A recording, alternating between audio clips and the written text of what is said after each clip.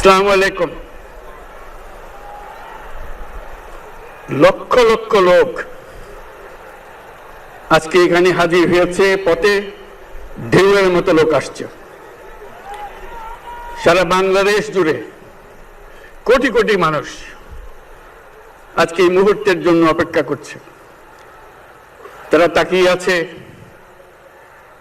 হাদির কথা শোনার জন্য। আজকে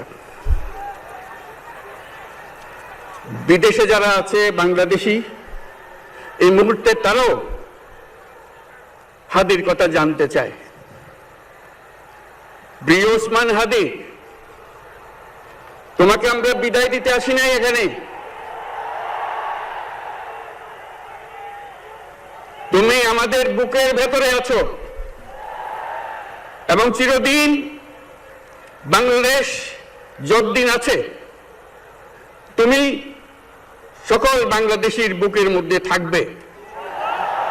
এটা কেউ সরাতে পারবে না।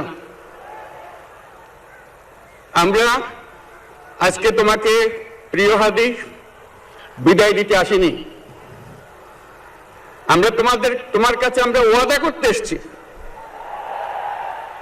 তুমি যা বলে গেছো সেটা যেন আমরা পূরণ করতে পারি, সেই ওয়াদা করার জন্য আমরা একত্র হয়েছি।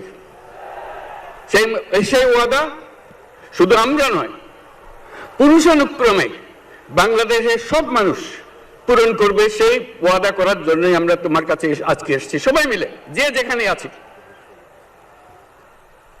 আমরা তোমার যে মানব প্রেম, তোমার যে ভঙ্গি, মানুষের সঙ্গে উঠা বসা, তোমার যে রাজনৈতিক দৃষ্টিভঙ্গি, সবাই প্রশংসা করছে। সেটা আমরা মনে প্রাণে গ্রহণ করছি, যে এটা যেন আমাদের মনে সব সময় জাগ্রত থাকে, আমরা সেটা অনুসরণ করতে পারি। তুমি আমাদেরকে এমন এক মন্ত্র কানে দিয়ে গেছো, সেই মন্ত্র বাংলাদেশের কেউ কোনোদিন ভুলতে পারবে না এবং এই মন্ত্র চিরদিন আমাদের কানে বাঁচতে থাকবে। সেই মন্ত্র বাংলাদেশের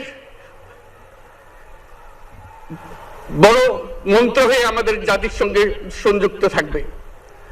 তোমার মন্ত্র ছিল চলো বলো বীর চির উন্নত মমশির। এই উন্নত মমশিরের যে মন্ত্র তুমি দিয়ে গেছো, সেটা বাংলাদেশি সন্তানের জন্মলগ্ন থেকে যতদিন সে বেঁচে থাকবে নিজের কাছে বলবে চল বলো বীর চির উন্নত মমশির। আমাদের শির কখনো নত হবে না। সেই মন্ত্র তুমি আমাদেরকে দিয়ে গেছো, আমাদের সব কাজে সেটা আমরা প্রমাণ করব। আমরা দুনিয়ার সামনে মাথা উঁচু করে চলবো, কারো কাছে মাথা নত করব না। সেই মন্ত্র তুমি আমাদেরকে দিয়ে গেছো, আমরা সেটা পূরণ করে যাব। প্রিয় হাদি, তুমি নির্বাচনে অংশগ্রহণ করতে চেয়েছিলে এবং সেই নির্বাচনে অংশগ্রহণ করতে গিয়ে নির্বাচন কিভাবে করতে হয় তারও একটা প্রক্রিয়া জানিয়ে গেছে আমাদেরকে। সেই প্রক্রিয়া যেন আমরা সবাই মিলে গ্রহণ করি, যে কিভাবে প্রচারণা কার্য চালাতে হয়, কিভাবে মানুষের কাছে যেতে হয়, কিভাবে মানুষকে কষ্ট না দিয়ে তার বক্তব্য প্রকাশ করতে হয়, কিভাবে বিনীতভাবে মানুষের কাছে আসতে হয়, সবকিছু তুমি শিক্ষা দিয়ে গেছো।